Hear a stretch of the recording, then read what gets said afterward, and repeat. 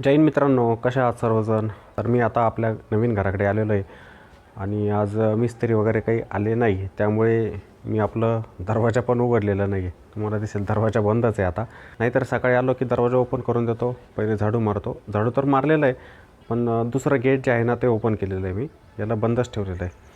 तर कारागिरांचं असं आहे, आज पण येणार नाही आणि उद्याच्या दिवशी पण ते येणार नाही. उद्या येवल्यामध्ये बाजारचा दिवस असतो, त्यामुळे कोणतेही कारागीर काम करतच नाही, त्यामुळे उद्या पण काम बंदच राहील आता. तर थोडा वेळ आहे, तर तुम्हाला पुन्हा शेअर मार्केट संदर्भात तुम्हाला काही गोष्टी सांगण्याचा प्रयत्न करतो मी. तर वेळ आहे तर मी तुम्हाला त्या गोष्टी व्यवस्थित सांगण्याचा प्रयत्न पण करतो. तर आता मी पण थोडा रिलॅक्स आहे, तर तुम्हाला ह्या गोष्टी समजावतो मी की शेअर मार्केटमधले स्कॅम कसे होत असतात. तुम्ही न्यूजला पण ऐकलेलं असेल बघा, की माझ्या मते ते गाव कोणतं होतं, सोलापूरमधील बार्शी. लोकांनी खूप सारा पैसा आहे ना एका व्यक्तीकडे दिला होता. त्यांना वाटलं की आपला पैसा आहे ना कमी वेळेमध्ये डबल होईल.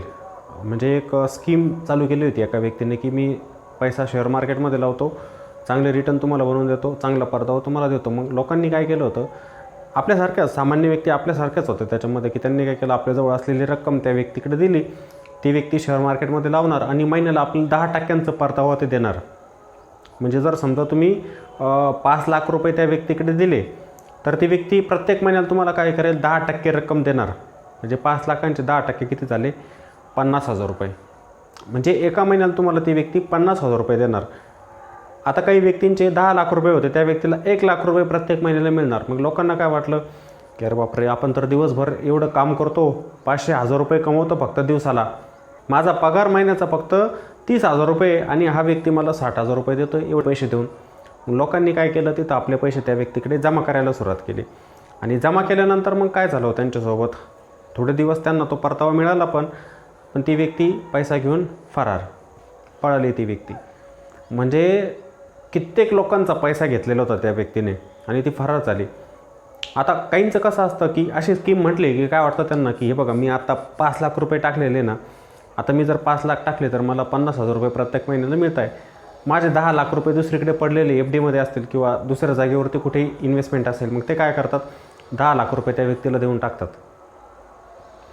बरोबर, 10 लाख आत्ताचे, 5 लाख पहिले, अशी एकूण रक्कम किती झाली, 15 लाख रुपये. मग त्यांना काय वाटतं, की आता प्रत्येक महिन्याला मला ना छान रिटर्न बनवून जातील याच्यामध्ये, प्रत्येक महिन्याला मोठा पैसा येईल माझ्याकडे. पण शेवटी काय होतं, की काहीच तुमच्या हातामध्ये येत नाही. थोडे दिवस तुम्हाला आम्ही दाखवून ते पैसे दिले पण जातात, पण तुम्ही जास्त रक्कम जेव्हा जमा करतात ना, ती व्यक्ती फरार होऊन जाते कुठेतरी. मग आणि त्याच्यामध्ये अजून एक गोष्ट सांगतो, की ती स्कीम कशी असते, की आणि ते स्कीम चालवणारे प्लॅन पण करतात तशा पद्धतीने. म्हणजे मी जर 10 लाख रुपयांची रक्कम जमा केलेली, तर मग त्याच्यात काय होतं असतं, की तुम्हाला 1-2 महिने पैसा दिला की त्यांची एक स्कीम असते, की जर तुम्ही दुसरा ग्राहक बघितला आमच्यासाठी, तर त्याच्यामधून पण तुम्हाला काही आम्ही कमिशन देऊ, 2-3% जे पण असेल. मग समोरची व्यक्ती काय म्हणते, मला तर पैसा मिळतोच आहे, मोठी रक्कम मिळते, मग मी काय करतो, माझा नातेवाईक पकडतो, कोणी माझं चुलत भाऊ, मावशी, काका, मामा, मामी, सर्वांना सांगतो अशी अशी स्कीम आहे बघा, आपण यांना तेवढे कमवू शकत नाही पैसे, ती व्यक्ती देते आपल्याला बनवून पैसे. मग काय होतं, की त्याच्यामध्ये आपले रिलेटिव्ह आहे, त्यांना पण त्या व्यक्ती घेऊन यायचे, त्यांना कमिशन मिळायचं. मग त्या व्यक्तींनी पण ते रक्कम जमा केली. म्हणजे त्या बार्शी स्कॅममध्ये काय झालं होतं माहिती आहे का, ती जी 3 वर्षांपूर्वीची घटना झाली, की कोणाचा नातेवाईक, समजा मी, माझे साडू असतील, माझे मामा पण तिथं, माझा चुलत भाऊ पण तिथं, म्हणजे अशी चैन सिस्टम तयार झाली होती. आणि तोच मोठा पैसा घेऊन ती व्यक्ती फरार पण झाली. आता तुमच्यासमोर पण अशी उदाहरणं येऊ शकतात, की एखादी व्यक्ती तुमच्याकडे आली, तुमच्यासोबत पण असं होऊ शकतं, की एखादी व्यक्ती येईल तुमच्याकडे, म्हणेल की बाबा तो 10 लाख रुपये माझ्याकडे दे, मी तुम्हाला स्टॅम्प पेपर लिहून पण देतो आणि महिन्याला मी तुम्हाला 10% रिटर्न देतो. तर शक्यतो त्याच्यामध्ये फसायचं नाही आहे. स्टॅम्प पेपर वगैरे काही नसतं, ते फाडून फेकून देतात नंतर. कारण की मी तुम्हाला एक गोष्ट सांगतो, की हे बघा, आपला पैसा जेव्हा आपल्या खिशातून जातो ना, तो आपला नसतो, तो दुसऱ्याचा होऊन जातो. तो आपल्या खिशात केव्हा परत येईल सांगता येत नाही. त्यामुळे आपला पैसा सुरक्षित आपल्याजवळच आहे, तो दुसऱ्याकडे कधी होत नाही सुरक्षित. तर लोकांना काय वाटतं, की माझी रक्कम कशी डबल होईल ना, असं लोकांना वाटत असतं. त्यामुळे त्या आलसेने लोक अशा व्यक्तींकडे पैसा देत असतात. आता जी घेणारी व्यक्ती ती पळून जाते, नंतर सापडते, पण तिला माहिती आहे मी जेलमध्ये जाणारच, पण अगोदरच त्या व्यक्तीने लोकांकडून खूप मोठा पैसा घेतलेला असतो. त्यामुळे त्या व्यक्तीला काही फरक पडत नाही आणि त्या व्यक्ती त्या गोष्टींसाठी तयार पण झालेले असतात अगोदर, त्यांना त्या गोष्टींचं काही वाटत नाही. अजून एक दुसरा स्कॅम झाला होता, तो म्हणजे आपल्या अहिल्यानगरमध्येच शेवगाव आणि पाथर्डी या ठिकाणी पण झालेला होता बघा. आता शेवगावचं तर तुम्हाला सांगता, तुम्ही न्यूजला तर ऐकतच असणार या गोष्टी, पण कसं फसायचं नाही ते पण मी सोबत सांगत जाईल तुम्हाला. तर तिथे गावामध्ये पहिली घटना जेव्हा घडली की अशा व्यक्तीने लोकांचा पैसा घेतला, ती व्यक्ती पळाली, मोठा स्कॅम झाला. मग बाकीच्यांनी तरी सुधारायचं असताना त्याच्यामध्ये की आपण आता अशा एखाद्या व्यक्तीकडे पैसा द्यायला नको की ती आपल्याला मोठा परतावा देते, आपण सावध झालं पाहिजे. तसं झालंच नाही तिथे काय झालं की पुन्हा दुसरी घटना आली समोर की गावातील अशा व्यक्तींनी एवढा मोठा पैसा दिला, ती व्यक्ती पण झाली फरार. दुसरं तर झालं, पुन्हा तिसरं पण कांड झालं तिथं. मग याच्यामध्ये घेणाऱ्याची चुकी आहे की देणाऱ्याची? पूर्ण चुकी देणाऱ्याची, की त्याच्यासमोर अशा घटना होत असताना ती व्यक्ती दुसऱ्यांकडे पैसा देते. कशासाठी? लालसाच म्हणायची ना मग याला, की माझ्याजवळ अजून पण लालसा आहे की माझा पैसा कमी वेळेमध्ये डबल झाला पाहिजे, मला मेहनत करायची नाही त्याच्यासाठी. मग सांगा, तुम्ही जर याच्यामध्ये बदल केला नाही तर अशा घटना होतच जातील. अहिल्यानगरमध्ये काय, बार्शीमध्ये काय, आपल्या नाशिक जिल्ह्यामध्ये पण अशीच घटना झालेली आहे. त्यानंतर पुण्यामध्ये पण अशा घटना झाल्या. आपल्याला प्रत्येक दिवसाला हे ऐकायलाच येतं आहे की शेअर मार्केटमध्ये असा घोटाळा झालेला आहे. त्या गोष्टी थांबतच नाही. का थांबत नाही मला हेच समजत नाही. लोकांना जर समजतं आहे की आपला पैसा तिथे बुडणारच आहे, मग लोक का पैसा तिथे इन्व्हेस्ट करताय, कोणाकडे देत आहे, कोणाकडे का देत आहे हेच समजत नाही आहे.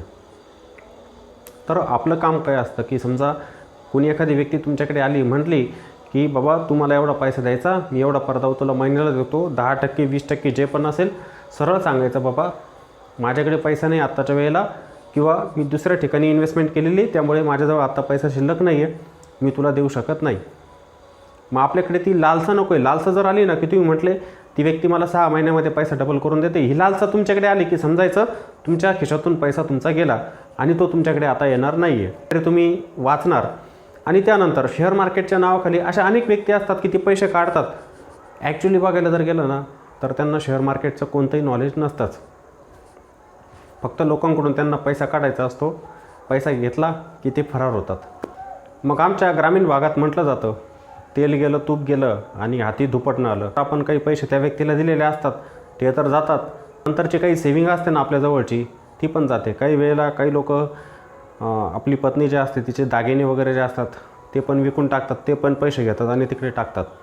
म्हणजे हातामध्ये आपल्या काही उरत नसतं. त्यामुळे सर्वांनी, कोणती व्यक्ती असू द्या, असं नाही की शेअर मार्केटमध्ये काम करणारीच व्यक्ती, प्रत्येकासाठी की आपला पैसा आपल्याजवळ सुरक्षित आहे.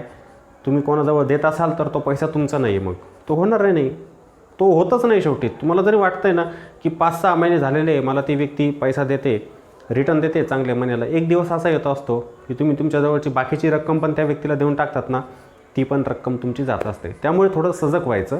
आपला हा जो चॅनल आहे ना दीपटेक, याचा हाच प्रयत्न की आपल्या सामान्य व्यक्तीने आर्थिक साक्षर व्हायचं आहे, चांगल्या गोष्टी शिकायच्या आहे. तुम्हाला जर वेल्थ क्रिएशन करायचं आहे चांगलं, तर नक्कीच शेअर मार्केट हा पर्याय आहे तुमच्याकडे. वेगवेगळ्या पद्धतीने तुम्ही जाऊ शकतात. स्टॉक्स असतात त्यांना होल्ड करून, त्यानंतर ETFs असतात त्यांना होल्ड करून, ट्रेडिंग करून पण, इन्व्हेस्टमेंट करून पण, आणि सर्वात बेस्ट असतं मग म्युच्युअल फंड, की त्याच्यामध्ये पण तुम्ही जर लाँग टर्मसाठी गुंतवणूक केली तर ते पण सेफ असतं. नेहमी त्या जाळ्यात फसू नका, हे माझं तुम्हाला सांगणं असेल. जसे आपले व्लॉग येतात ना, त्या व्लॉगमध्ये पण मी तुम्हाला काही गोष्टी शेअर मार्केटबद्दल शिकवण्याचा प्रयत्न करत असतो आणि चांगलं मार्गदर्शनच त्या ठिकाणी करत असतो.